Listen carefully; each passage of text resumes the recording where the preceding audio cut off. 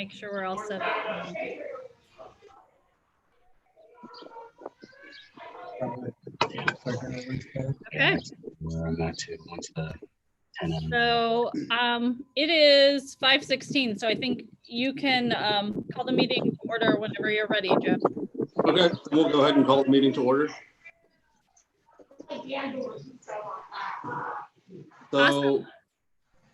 I'm going to go ahead and have Brooke do a roll call. I know she usually does just kind of an informal, but just so but before we do, Chris, can you tell me how to pronounce your last name? Sure, it's Gergen. Gergen, perfect. All right. Okay, Brooke's going to do a quick roll call then. Brooke's muted. Brooke, you're muted. There we go. Okay. Joe Cassidy. here. Robert Johnson. Joel Dickerson. Here. Chris Gergen. Here. Kevin Yates. Here. Shane Plaker. Here. Brian Tibbs. Here. Lorelei Cox.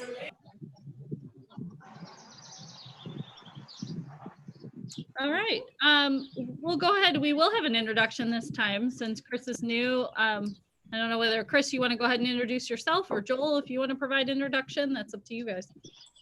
I can introduce him and then let him talk a little about himself. Chris is one of our board members who was elected on our last election cycle. I think that would have been 2019, March or April of 2019. So he's been serving on the Morton Park District Board for just over a year at this point. And I'll let Chris introduce himself the rest of the way.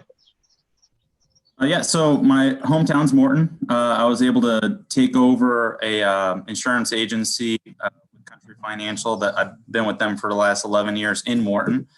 So back to the hometown. So I wanted to get back into the community, and that's when I got involved with the park board, and looking forward to helping wherever I can. Fantastic. Well, welcome, Chris. It has been a little while since we've met because you know, that leading into March is a little crazy anyway, and then for obvious reasons.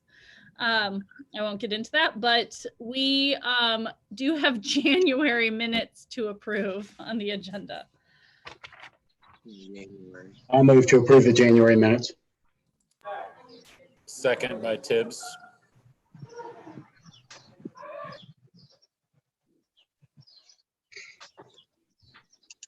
Joe, you need to call for all in favor.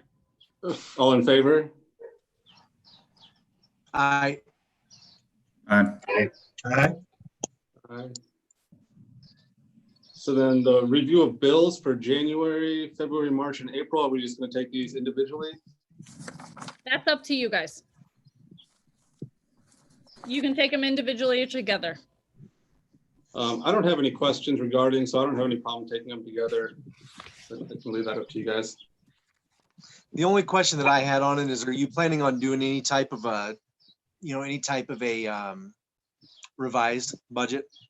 So I am. If you saw what I sent to you, which I'll review during my director's report, what I sent to you with the meeting notice at 4 o'clock today, I don't know whether, Joel, you might not have had an opportunity to open it up. I didn't see that. Okay. No. So I sent you at 4 o'clock today, just with the meeting notice again, so that it was at the top of your email and easy to find.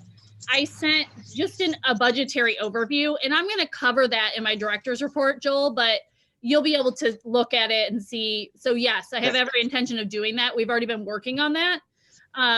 You know, as I'm sure all of you can commiserate, it's a moving target. Okay. I'll make a motion to approve all three. Tibbs will second that. Okay, then we'll move on to the financial reports for the same. Joe, you got to call. Sorry, all in favor? Aye. Aye. Okay, now we'll move to the financial reports for the same months. Are there any questions about those?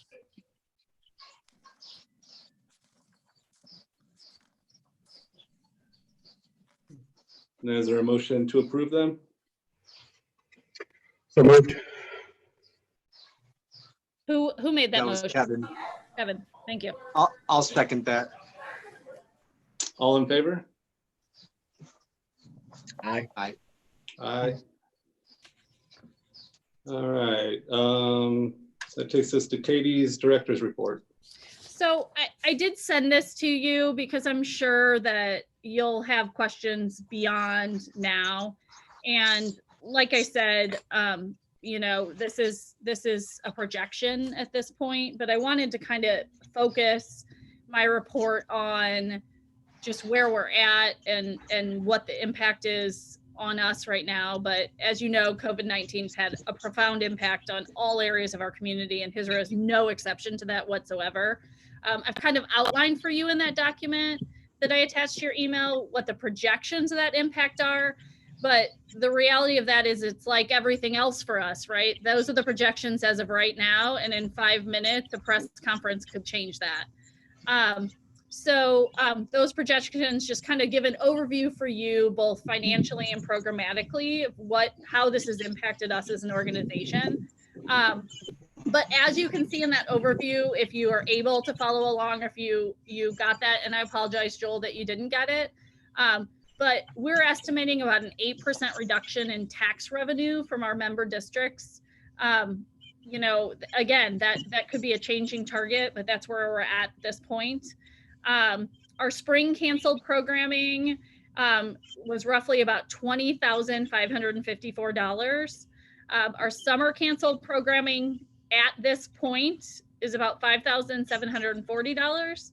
Our summer camp revenue projections that we will not receive are $57,550.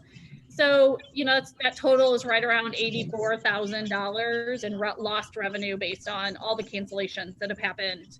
Our camp registration, some of that is due to the fact that we actually froze camp registration April 1st and put any new registrants on a wait list because we simply, looking forward, had no idea if we would be able to serve the number of people that we've been able to serve in the past. And the reality of the situation is that might be the case, right? We might not be able to fit 100 people in this building between participants and staff like we have in the past. And that those comings and goings are very hectic and very busy. So, you know, we've been thinking through all those things, but a big part of it is there's simply some of those things that we have to look at having less people coming here for whatever that future looks like based on what's outlined for us. So that camp registration was frozen. So some of that is what we'll see in refunds, and some of that is simply just what we never saw because we took that action April 1st. So it did kind of outline for you some of those specifics of that. So you could see which programs were canceled, what the impact was. We actually canceled our first program Friday, March 13th, because it was a big dance.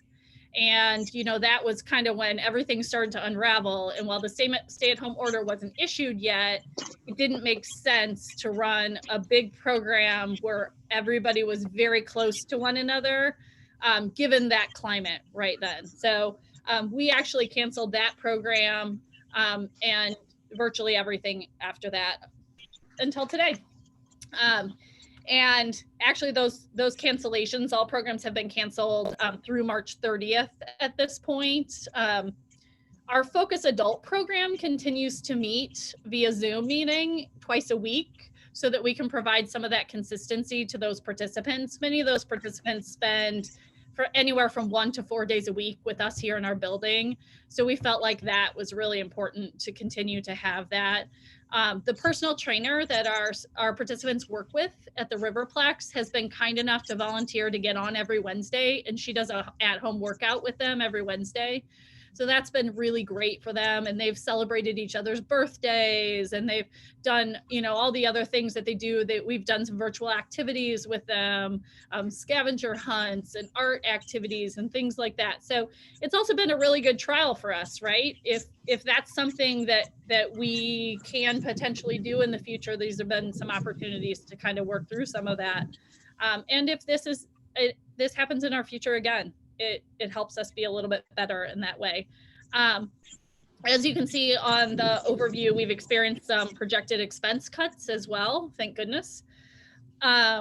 You can see just kind of, I broke that down sort of by season, and I itemized camp there for you. Our total projected expense cuts at this point, based on what's currently canceled, is about 96,000, about almost 100, almost 97,000.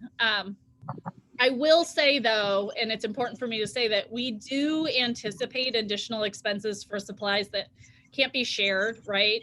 Depending upon what those IDPH requirements are, you know, the IDPH requirements we're all waiting for. Depending upon what those requirements are, you know, we might, in the past where we've had multiple pairs of scissors in our art space, it might not look like that anymore because we might not have 50 campers coming through using those scissors. Each group might have to have their own scissors that aren't shared between groups, things like that. And I'm sure you guys all know what I'm talking about because this is what we're all dealing with, right? And then PPE, what will that look like for our staff? You know, we don't fully know. We have begun acquiring some of that because none of us can start programming without it, if that's the IDPH mandate.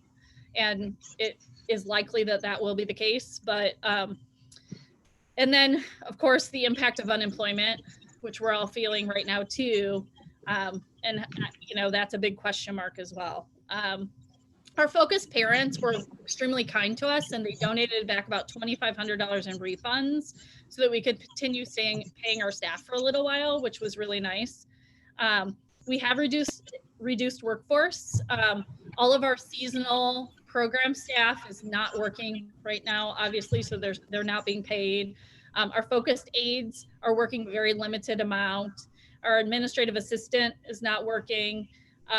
So we are really at a complete bare bones staff to just deal with all of the housekeeping and this and acquiring that PPE and dealing with what are those standards and how can we put those in place. We have been working from home until about May 4th. On May 4th, we transitioned back into this office a few days a week because that collaboration is really important, right? We've done things like stood in our lobby and pulled up a car and walked through, okay, what happens when a parent drops off a camper, right? How do we think through all of those things? So that's been a really important, just collaboration of our staff. For the remainder of May and June, our plan is that we'll work in the office on Tuesdays, Wednesdays, and Thursdays, and we will take only necessary appointments. So that allow us the opportunity to start or to continue to put together those things that we need for when we can open our doors again and what that will look like. Katie, when it comes to the building, where do you kind of picture yourself falling? Do you consider yourself more of a community center, a rec center, a school? I mean, if nothing's called out specifically, where do you kind of feel that you're going to fall into guidelines at? So, you know, that's a really good question because nobody has a real clear answer for that. And if you talk to the local public health officials, right, they defer to IDPH. You can't get an answer from IDPH, right? And you certainly can't get an answer from the governor's office. Right. So, you know, to be honest with you, I think in an ideal situation for me, and my recommendations, which we're still kind of trying to you know, put real clear shape to, some of our programming would really make sense in phase 4, right? But not all of it. Right. There is some of it that really probably doesn't make sense until phase 5 from a public health standpoint. Yep. So, you know, I've made contact with the local Department of Public Health. I think the biggest thing for them is if and when IDPH guidelines are released, I think they may have the potential of feeling like they have more latitude to answer some of those questions. I hope. Okay. Right. So that's like not an answer for you, I know. No, I get it. But that's kind of where we're at. And that's really kind of brings me to my next thing is, which kind of what are we working on and looking towards the future, I mean, it remains really unclear in what phase does special recreation fall, right? Even our insurance company has yet to give us clear guidance on that. And they have been extremely clear that they feel like we should not be operating now, right? Right. So that, I think, all hinges on what really is coming out of the governor's office and what's coming out of IDPH. And so until we have those Department of Public Health guidelines, I don't think we really know. Now, we did say in this press conference today that we anticipate some of those by industry outlined soon. So we can hope that there's something in there, or that we, IPRA or IAPD or somebody has an opportunity to get some better clarification. But I really think, honestly, probably that's going to come from PDERMA, right? Because they have to be willing to offer us that coverage while we open our doors. So, and PDERMA has kind of said, PDERMA is our insurance company. PDERMA has kind of said, look, if you feel like you go through that litmus test and you fall in the yes open, you know, let's talk about that and let's try to see if that makes sense. Because right now, that's our biggest issue, right? I have parents who call me on a daily basis and say, I don't understand why you aren't essential services. And, you know, but you talk to our insurance company and they say, look, if you open outside of this executive order, you have no insurance coverage. You have no liability coverage. Yep. So, you know, that it's just not clear where we will fall. I do feel like, you know, my advocacy would center around certainly some of our programs could safely fall in phase 4. But there are probably some programs and some participants we serve that wouldn't. And there is that question, right? Well, we have to start to develop an assessment that says, okay, do you need this level of support? And if you do, that's a public health risk that we get. I don't know the answer to that yet. But it's one we're going to have to figure out. We are looking at... Katie, do any of your programs even fit into the potential to operate with a 10-person maximum? So most, including your staff. Yeah, most, if not really all of our programs go over the 10. And that's actually something we've been working on, is how could we sort of throw out what we've been doing and reinvent the wheel a little bit in regard to potentially having programs more often and maybe just like based outside with maximum of 8 participants and 2 staff, where we have more social groups and opportunities to meet. So maybe you meet, you know, every Monday afternoon with a walking group, right? So that those numbers could stay under that amount. And maybe people might have opportunities to meet more often, but for shorter durations and different types of activities. It doesn't meet all of the needs that, say, some parents and caregivers would want, but to go from 0 to our Parents Night Out program, which is a 5-hour program with kids and siblings and lots of care, is a big jump, right? And it won't fit in these guidelines anyway. So I guess, Joel, the answer is that currently the way that we're offering program, no, but we are working on potential for a program menu option that might offer that. You still there? Because I don't hear anything. So the other thing we're working on is new training and protocols, right? And looking at putting that stuff online. So trying to get really good training and developing good protocols for what needs to happen. Again, we're trying to do some of that work in advance, but all of that depends on what's being released by the Illinois Department of Public Health. I wish you guys were in our office right now, because I've got just like a table with all these stacks and it's labeled like how to wash your hands and how, you know, and I never thought I'd be teaching people how to wash my staff how to wash their hands, but that's where we're at this point. So we're But working it's on fun that. training without any guidelines, right? Or specifics. So what are you training for? We feel you on that one for sure. Yeah, yeah. And then, you know, just the general impact of us being considered a vulnerable population, and where might that push us one way or the other, right? So again, we're working on kind of a 2-month program plan for activities that can happen in groups of that, you know, 10 or less, and primarily outdoors. And we have kind of like an A, B, C, and D scenario, right? One that's, if we have the opportunity to offer summer camp, then Monday through Friday, or really that's all we'll offer in this building is summer camp, if that's what we do in the summer. And then we'll offer some programs, but, you know, in parks that are canceled if it rains, right? You know, scenario B would be, okay, we can offer summer camps with unlimited personal care, and this is what the program menu would look like.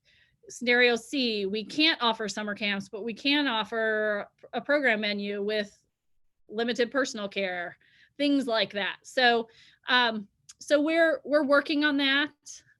We hope to have kind of multiple options so that as we get more clarity, we can press play on something that will give us then some time to figure out what does that long term look like, and still provide people that important social opportunity, that important physical opportunity, and that important respite for families. I'd be happy to answer any questions. Joel said he's waiting to be let back in. Oh, Joel, I'm sorry. A bear did not eat him on his hike. He's still alive. How do I get him back in here? Hold on.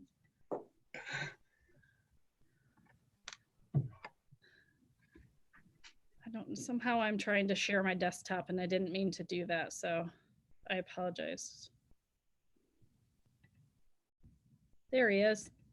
Sorry, guys.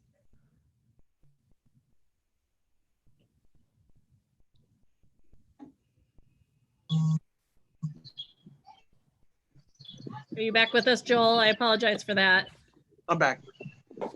Sorry about that. I got to talking and I wasn't paying attention. It's all right. So I'd be happy to answer any questions. I don't know where we lost you, Joel, but. I got a question, Katie. So if these new programs that you're talking about with limited participation, how would the participants be? Would it just become like a first come, first serve type thing? Because there's obviously more than 10 people that would probably want to be involved in the program. Yeah, that's a really good question. And it's probably something I should have addressed as I was talking about kind of our A, B, and C, D options is what, for example, I talked about like having a walking program in a park, right? A walking group where they might do an hour of walking and an hour of socialization and something. What we would likely do, Joe, depending upon as we measure demand, is have that maybe one opportunity to register for Mondays and one opportunity to register for Tuesdays and one opportunity to register for Thursdays. So we offer it multiple times rather than having a program that would be, say, our Special Olympics track team that had 30 people on it. What we might have to have are 3 options to do a walking or running group throughout the week with those lower numbers. Got it.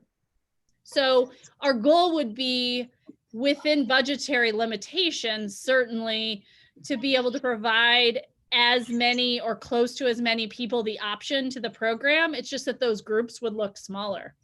Right. So you would limit people to only be able to sign up for one of them? Yes. Okay. Unless it didn't fill. Yeah. Right. And if it didn't fill, then you can sign up for more. And we do that. We're already practiced to that, actually. We do that with some of our really popular programs, right? Like we have a pizza and bowling program where they go and bowl and have pizza and have a great time. And we offer that multiple times a season, but you can only register for one unless it doesn't fill out. Gotcha. So. As far as like part-time staff goes, if you're able to open up for a lot more participants, do you have part-time staff that are ready to go? Yes. Or if you need multiple facilities, right? That also creates a problem. It does. It does. Luckily, for the most part, for our evening and weekend programs, we have part-time staff who mostly have other jobs or college students. So I do not anticipate that I mean, certainly there'll be some loss, right? There's an opportunity that comes up for someone, but I don't anticipate we would lose a lot of them. I can tell you our summer camp staff, and this is something we are working to keep a very close eye on. Our summer camp staff are getting nervous, and they're college students or professionals who work a summer job to pay for their son or daughter to go to college, or, you know, whatever it is, right? And so, you know, we have had one or two people that have found other opportunities at this point. So, you know, we're particularly concerned with the gap, right? If you guys ramp up your programming and we have inclusion requests, but we don't quite have the workforce to cover it, that's going to be a challenge. And it's a challenge, you know, we're constantly trying to stay on top of. But the reality is, if I have an employee that committed to work for me this summer, and, you know, I had told them, hey, we've got all kinds of summer inclusion, so you're going to work anywhere from 25 to 35 hours a week. And now, right, with the lack of summer camps in June and whatever, now I've got, you know, an inclusion case maybe in, you know, swimming lessons is not a good example, right? But in T-ball in Morton, and it's 45 minutes a week, right? That person is unlikely to want to do that. You know, so that's going to be a challenge. Okay, well, thank you. You might see some of us in your parks. Good. Happily in your parks, yeah, these days, let me tell you. Any other questions?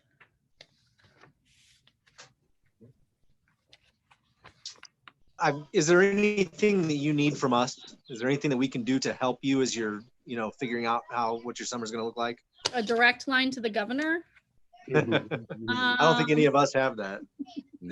Yeah, I mean, I really appreciate that question quite a bit, but I think probably, you know, we have a good team of people. We've been working hard at reviewing all the information through the CDC, right? The American Camping Association just put out a field guide that I spend my evenings reading and marking up, and I'm sure you guys do too. You know, so we're really looking at that. We're starting to kind of put together our signage next week to get it throughout the building. We're getting the you know, hand sanitizer dispensers. We have the potential for a second site should we be able to press play on camp and we can only have so many people in the building. We do have our site set on a second site that is a possibility for us. So we might be able to split that up, which would be good for the numbers we could potentially serve. You know, it's not great for the budget though, right? Because as much sanitizing as probably is going to be expected, you also have to have one extra staff per group just to sanitize everything.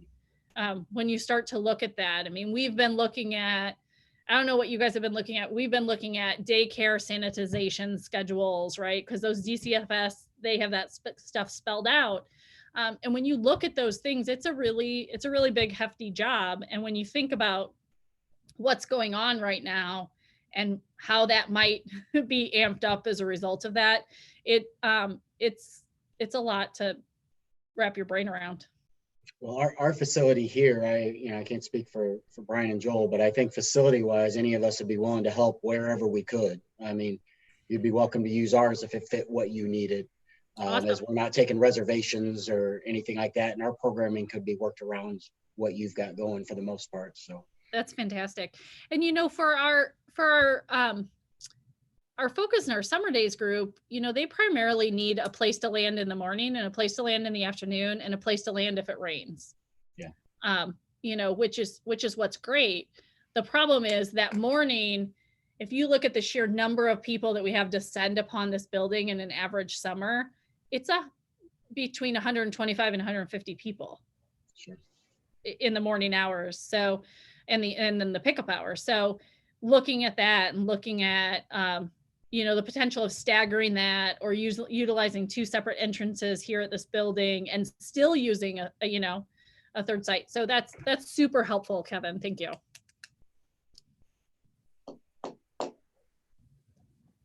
Any other questions? I'm sorry we're meeting like this. So is there any new business or pending business or anything else on the agenda that we need to discuss? No. Nope. That's it. This is what we've all got going on right now, right? Exactly. All right, well, I'll make a motion to adjourn. Tibbs? I'll second. Who was that seconded? Shane. Shane. Thanks, Shane. It throws me off because you guys are in the same I know. spot. So that square lights up. so are we planning on meeting the 17th via Zoom, or I guess it probably still is up in the air right now? I mean, I will defer to you. I think in June we could potentially meet. We certainly have the space here to meet in a socially distanced way. I don't know. I don't know how tired you guys are of hearing that, but we certainly have the space here to do it. So we could meet if people are comfortable. If you would prefer to do Zoom, I'd be happy to arrange that too. Okay, it makes no difference to me, but hopefully there'll be some changes by then that, give us something to talk Well, about. we've got some time to make that decision really. Right. So we might as well just wait until the week before and see kind of where we're at. Sounds good. Doesn't like a Okay. plan. Right. Do we get a Wyatt viewing? I think- Were you making some faces? You looked up in the tree. Why did you look up in the tree for your kids? I looked up on the porch. Oh, I thought you were looking up in a tree, man. No, I looked up on the. I think he's being held by a grandpa right now. Oh, Be I my got guess. it. Okay. All right. No. All right. Well, thank you very much. All right, thank you, To Bob. adjourn. Everyone. Bye. right, see you Thanks, guys. Chris. Nice to meet Stay you. safe. Nice to meet you. Thank you, Chris.